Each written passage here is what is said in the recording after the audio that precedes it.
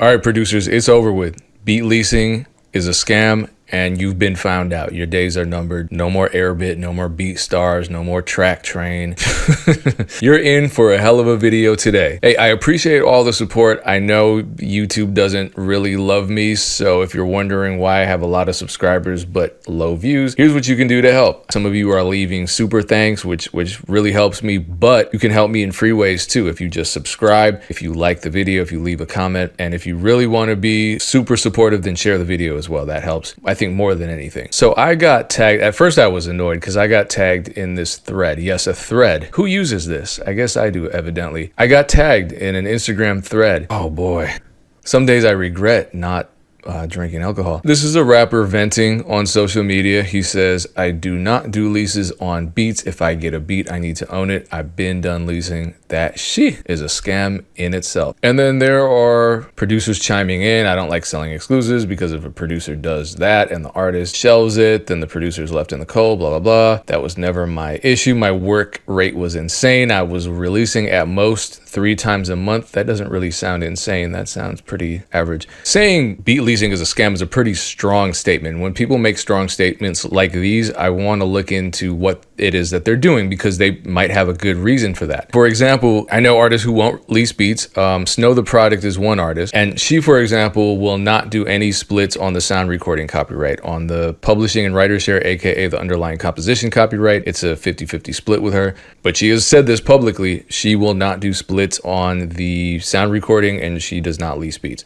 Does that make sense? Well, she has about 2.2 million monthly listeners on Spotify, which means at minimum, she's generating about $8,000 per month off of that one streaming platform alone. And as we know, there are many streaming platforms. So obviously that makes sense. The person who owns the sound recording copyright is getting the vast majority of a stream. I think it's something around 56% of streaming royalties go to the owner of the master recording. The reason for this is because the record labels own master recordings. They own the sound recording copyrights to the music that's in their catalog. And as we know, the record labels negotiated all these licenses with the streaming companies. This is the reason why a lot of signed artists are complaining about how little they get paid off of streaming. Holy shit, it's 80%. God damn, the labels really fucked us. So I'm wondering if this particular artist, just to be fair, because I want to look into it before I form an opinion based on his statement. Maybe this artist has millions of plays as well. So I looked for him on Spotify and he doesn't exist. He does have a SoundCloud page, however, and it looks as though he, let's see,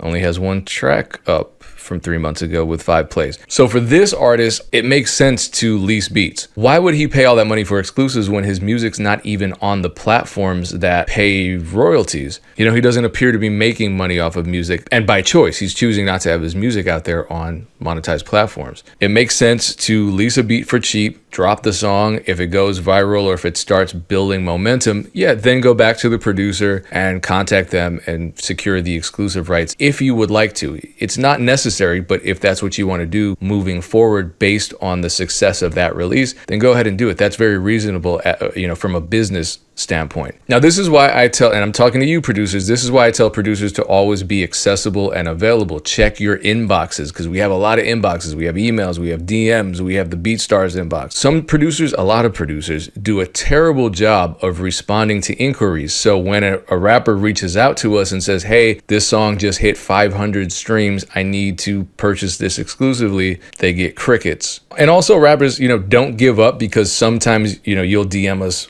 in one spot and it goes into some weird request folder, like on Instagram, for example. And if your song just hit 1 million streams, there isn't a producer on the planet that wants to ignore that message from you, letting us know that the song is going viral. So let's get back to that original statement. Beat leasing is a scam.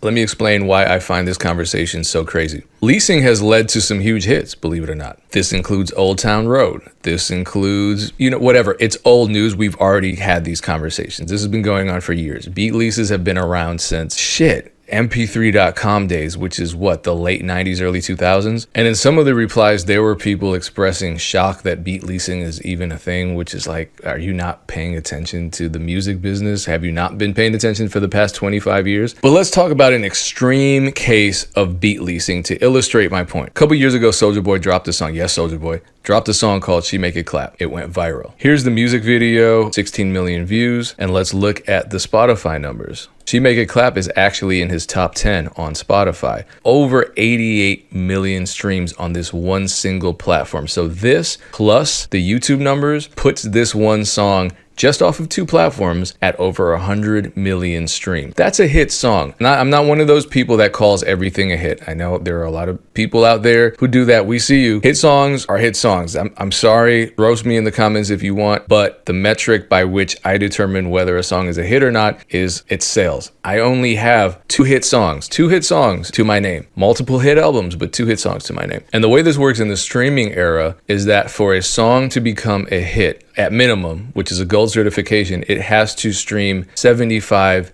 million units or sell 500,000 physical units. That means, and it's not, you can check the RIAA database, it hasn't been audited. For whatever reason, Soulja Boy didn't want to do it, his label didn't want to do it. Not all streams count during these RIAA equations. But if just off of 2 platforms, Soulja Boy's song hit 100 million streams, over 100 million streams. I imagine when you take iTunes into consideration, Tidal, I would bet every dollar in my DistroKid account right now that song is gold. It's a hit single. So why am I telling you about this song? Because it's a fucking lease. As I said earlier this year, I'm gonna substantiate everything I say with proof. So here the fuck we go. That beat was produced by Phantom Beats. I'm not going to play the beat because I want to keep my monetization on for this video, but the name of this original beat is Whistle, the Baby Times 42 Doug type beat, and it is still available I could lease this right now for $29.99. This was a hit song, and you can lease that for under $30. You can release it commercially for $29.95. How is this a scam? How is this bad for the recording artist? Look, if Soulja Boy can release a song through SODMG under Virgin Music / Warner Brothers, why can't an artist who don't even have a single Spotify stream lease a beat? What's so terrible about this? How is this a scam? Look, if anything, forcing an unknown artist with a small budget to shell out hundreds, if not thousands of dollars for exclusive beats is a scam because they don't need exclusive rights and they're paying more for them. If this rapper reached out to me trying to buy an exclusive beat, I would honestly try to talk him out of it, and I would try to offer him a discount on an unlimited license. Pretty sure that's what Soulja Boy got. He ran the numbers up, and you know he made money off of that situation. Everybody won off of that situation. So does that make me a scammer for talking myself out of money? Really? What a terrible scam. I want to talk about this. This is an important narrative that I want to talk about. Dan the Band NYC. So he says it's not exactly a scam. So he's kind of fence riding here, but I hear what you're saying. You can't place leased beats in sync, and that is a huge, maybe the biggest opportunity cost. That's a weird sentence grammatically. However, for most indie artists, they don't value the producer's work. Wait a minute, I didn't read this part. The part that makes it a scam is when I offer to pay what a producer wants for an exclusive and they won't sell it to me. Well, that's weird. I don't know if that's a scam. Telling someone, no, I'm not going to take your money, that's not a scam. To this rapper, if he's watching this video, email me. I'll send you exclusive beats, and if you offer to pay me what I ask for those beats, I will follow up and I'll give you a deal. Trust me. I don't know what producers are out here saying, hey, I want 500 for this beat. And then you say, cool, what's your Cash App? And they're like, no, it's weird. I'm not saying that this hasn't happened. Look, producers are weird too. I get it. Whatever, man. Let's move on. I want to talk about the sync thing. You can't place leased beats in sync. Who the fuck told you that, Dan? Dan. Come on, Dan. Wait, what's going on? Yeah, Dan, tell me that, Dan. You're Grammy nominated, Dan? Come on, Dan. Dan? Who the fuck told you that shit, Dan? Dude, shut up, Dan. Let's talk about this. Now, a lot of artists that actually read their beat leasing agreements will notice that these leasing agreements don't grant permission for sync license, synchronization. If you don't know what sync license is, it's short for synchronization license, which is when music is placed under video. So film placements, television, that kind of thing. And so I can understand why an artist would have a problem with that because they think, what if I want to get this synced? I can't do that. I'm going to lose out on opportunities. I'm going to lose out on money. I'll even use my BeatStars lease agreement here. It says the licensee shall not synchronize or permit third parties to synchronize the beat or the new song. This lease agreement does not grant you permission to synchronize whatever song you create with a beat that you leased from me. Does that mean that you cannot get a sync deal for a song with a leased beat? No, the reason this beat lease agreement doesn't grant you the rights or a third party the rights to synchronize the song that you make with the beat is because a sync license is an entirely separate agreement. It's an entirely separate license. Say you lease a beat from me for $50, right? You record a great song to that beat. Fortunately, Honda wants to license that song for their newest commercial. They want to pay $10,000. Now that's a split among copyrights holders. So now we have to sign an agreement with Honda. That is not a deal between me and you. You leased a beat from me. I granted you permission to use that beat to create a song. I didn't allow in that agreement for you to somehow take my beat and then create a separate deal with a third party like Honda. That wouldn't make sense. This just means that Honda has to issue us a separate sync agreement. That's it. That's how it works. It's really simple. If my lease contract gave you permission to synchronize my beat and gave third parties permission to synchronize whatever songs you create with my beat, you could get 100 sync deals and cut me out completely as the owner of the copyright behind that instrumental, master recording, and underlying composition. That's not fair. Take that, Dan. Dan? If you have equity in a sound recording or an underlying composition or both, the song gets synced, you have to sign off on it, legally speaking. That's nothing new, so stop freaking out, Dan. People who lease my beats get sync deals all the time. All they have to do is let me know it's happening. I send them my information. I tell them, hey, whoever is synchronizing this, just have them contact me, have them send me an agreement, and then I sign off on it. I have to give them, obviously, information about myself. I have to give them my IPI numbers, all that. But why would I turn down free money? Why would I turn down an opportunity like this? Use your brain, Dan.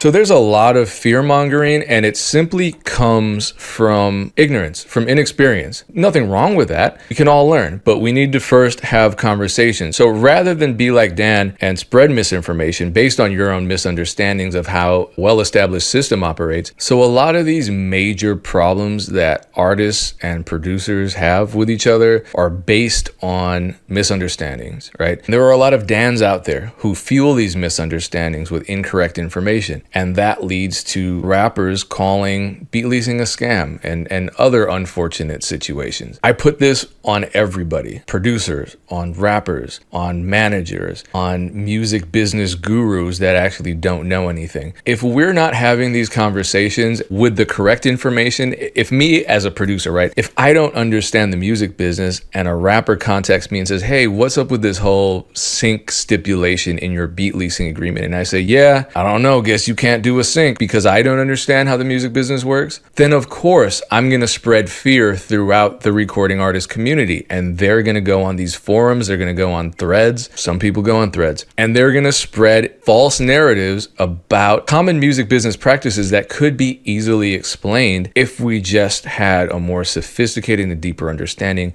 of the business that we all claim to be in. So the good news is all we have to do is do better and communicate with each other. That's it. Life is good. If you want exclusive beats, contact me. Life could be so simple. Appreciate you watching this video. Much success to you. Peace.